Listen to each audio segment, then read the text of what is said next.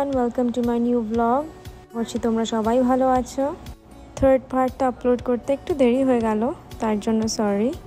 এখন বাজে প্রায় সকাল 8টা আর আমরা রেডি হয়ে গেছি ব্রেকফাস্ট করতে যেতে। এটা হচ্ছে ব্রেকফাস্ট এরিয়াটা। এখানে হট ব্রেকফাস্ট বুফের অ্যারেঞ্জমেন্ট করা আছে, যেটা আমাদের স্টের সাথে ইনক্লুডেড। তোমাদের চট করে একটু দেখিয়ে দিই কী কী আছে ব্রেকফাস্টে। আছে কিছু ফ্রুটস, কিছু সিরিয়ালের অপশন, সাইডে মেপল সিরাপ আর বাকি কন্ডিমেন্টস আছে, ব্রেড, বেগেল। এখানে ব্রেকফাস্টে খাওয়ার মতো যাবতীয় সব খাবারই আছে প্রায়, সাথে 4 রকম জুসের অপশনও আছে। আসলে আমাদের একটু লেট হয়ে গেছে ব্রেকফাস্ট করতে, 7টা নাগাদ আসলে ঠিক হতো। এখন 8:30 বাজে আর ব্রেকফাস্ট আছে 10টা অবধি। তোমরা দেখতেই পারছো অনেক কিছুই শেষ হয়ে গেছে প্রায়। যা যা বাকি ছিল তার মধ্যে থেকে নিয়েই আমরা ব্রেকফাস্টটা সারলাম। আর একটা জিনিস যেটা আমার খুব পছন্দের আর তোমাদেরকে আমি দেখাতে চাই, এখানে আছে একটা প্যানকেক বানানোর মেশিন। জানি না তোমরা আগে কখনো দেখেছো কিনা, আমি তো প্রথমবার দেখলাম। প্যানকেক মিক্সের ব্যাগটা মেশিনটাতে অ্যাটাচ করে দিতে হয়, অটোমেটিক প্যানকেক বেরিয়ে আসে। 1 মিনিটে 2টো মতো বেরোয়। ওই যে দেখো, ছোট্ট একটা প্যানকেক বেরিয়ে আসলো। আমার তো খুব মজা লেগেছে। তো আমি 2টো ছোট্ট ছোট্ট প্যানকেক নিয়ে রেডি, আর সাথে কিছু মেপল সিরাপ নিয়ে নিয়েছি। তোমাদের এবার একটা ইন্টারেস্টিং জিনিস দেখাই। এই ডিমটা দেখো। তোমরা আগে কখনো প্যাকেজ সেদ্ধ ডিম দেখেছো? এখানে লোকেরা প্রায় প্যাকেজ সেদ্ধ ডিম কিনে খায়, প্রায় 1 মাস মতো এরকম প্যাকেটে থাকে। আমরা সবাই এবার খাবার নিয়ে রেডি বসে পড়েছি। প্যাকেটের ডিমটা আমি খেলাম, নর্মাল সেদ্ধ ডিমের মতনই খেতে। জাস্ট সব কিছুই একটু একটু ট্রাই করে দেখছি আর কি। চেক আউট আমাদের 11টা নাগাদ ছিল, কিন্তু আমরা আগেই বেরিয়ে পড়লাম। কাছেই আরেকটা সুন্দর টাউন আছে, ভাবলাম ওটাও ঘুরে আসি। টাউনটার নাম কিংস্টন। টিম হর্টনস থেকে একটু কফি আর টি নিয়ে নিলাম।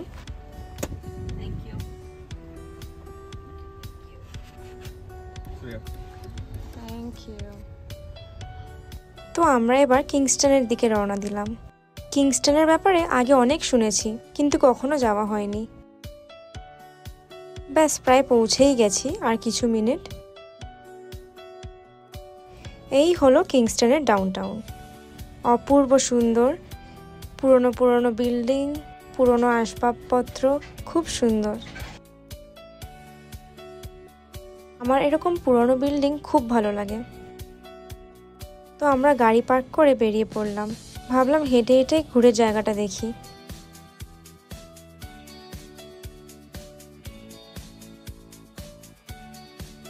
তোমরা দেখতেই পাচ্ছ টাউনটা কি সুন্দর, খুবই পরিষ্কার আর খুব ভালোভাবে মেনটেন করা। আজকের ওয়েদারটাও খুব ভালো।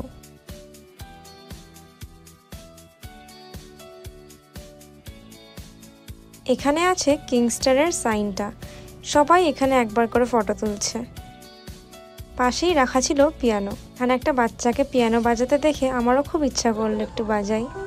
যাক, আমার দ্বারা তো হলো না, এবার নিতিনের ট্রাই করার পালা।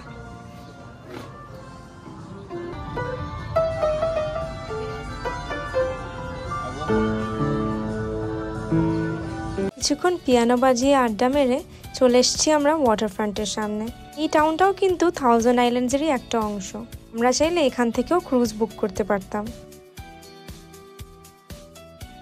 হঠাৎ একটা খুব সুন্দর সুভিনিয়ার শপ দেখলাম, যদিও কিছু কিনবো না, তা ভাবলাম একটু দেখে আসি।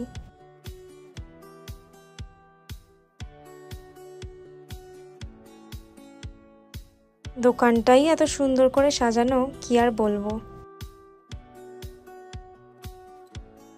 অনেক সুন্দর সুন্দর জিনিস দেখলাম, তবে তার মধ্যে এই ছোট্ট একটা কিউট বোট আমার বেশ ভালো লেগেছিল, কিন্তু রেখে দিলাম। এখানে মেপল সিরাপ, কিচেন আরও নানান ধরনের সুভিনিয়ার পাওয়া যায়।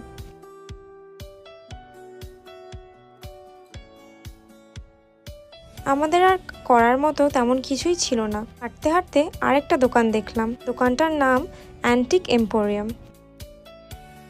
এখানে সব পুরনো আসবাবপত্র, শোপিস, সব পুরনো পুরনো জিনিস পাওয়া যায়। তোমাদেরকে কিছু পছন্দের জিনিস দেখিয়ে দিই। এখানে একটা স্টিচিং বক্স আছে, দেখলেই বুঝতে পারবে কত পুরনো। ওই দেখো, সেই আগেকার যুগের টেলিফোন। এবার চলে এসেছি উপরের ফ্লোরে। এখানে আছে নানান রকমের ল্যাম্পশেড, চেয়ার্স, সোফা, আরও অনেক সুন্দর সুন্দর জিনিস। দেখলে মনে হয় প্রত্যেকটা জিনিসের পেছনে একটা গল্প লুকিয়ে আছে। খুঁজে পেয়েছি ছোট্ট ছোট্ট সল্ট অ্যান্ড পেপার শেকার, না কিনে পারলাম না। আমাদেরকে এই বাসটা দেখাবো বলে কখন থেকে ওয়েট করছি জানো। এই ছোট্ট লাল বাসটা করে পুরো শহরটা ঘোরা যায়, মাত্র $20 দিলে পুরো টাউনটাই ঘুরিয়ে দেখাবে।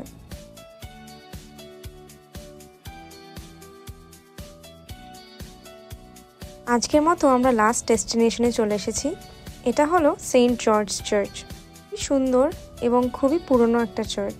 চার্চটা নাকি 2 থেকে 3 বার ধ্বংস হয়ে গেছিল, তারপর আবার বানানো হয়েছে। তোমরা ভিতরের আর্কিটেকচারটা জাস্ট দেখো, অসাধারণ। তোমাদেরকে ছোট্ট করে একটা চার্চের ট্যুর দিয়ে দিই।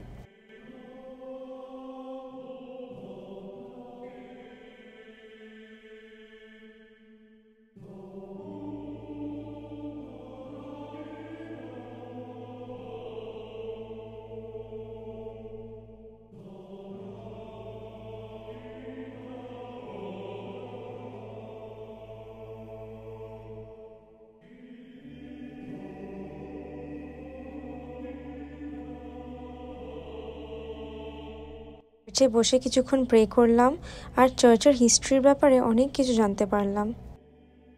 চার্চ থেকে বেরিয়েই দেখলাম কি সুন্দর সুন্দর বাড়ি, বাড়িটাতে আবার ব্যালকনিও আছে। এরপর আমরা আরেকটা চার্চে যাওয়ারও প্ল্যান করছিলাম।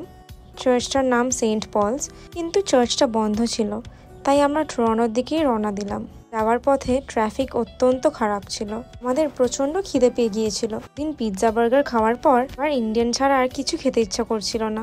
আমরা চলে এসেছি পান্ডিয়ান ভিলাজ নামে একটা রেস্টুরেন্টে। আমার তো ঢোকার আগেই জিভে জল চলে এসেছিল। শুনেছি এখানের বিরিয়ানিটা নাকি খুব ভালো। শর্ট করে তোমাদের একবার দেখিয়ে দিই কি কি আছে। কিছু স্ন্যাক্স আর থালির অপশনস। আমি নিয়ে নিয়েছি একটা ননভেজ থালি আর নিতিন নিয়েছে একটা বিরিয়ানি। আমার থালিতে আছে কিছু রাইস, কিছু তরকারি আর ল্যাম্ব কারি। সত্যি বিরিয়ানিটা অসাধারণ ছিল জাস্ট। আমরা আবারও বিরিয়ানি খেতে আসবো ঠিক করেছি।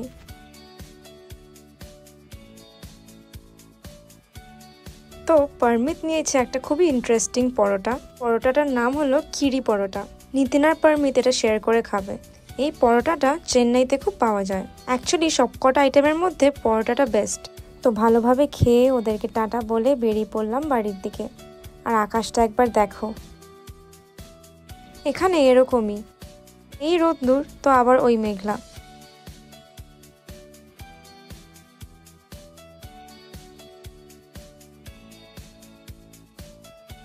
আমরা প্রায় বাড়ি পৌঁছেই গেছি।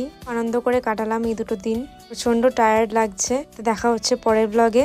আই হোপ তোমাদের এই ব্লগটা ভালো লেগেছে। থ্যাংক ইউ সো মাচ এত লাভ আর সাপোর্ট দেওয়ার জন্য।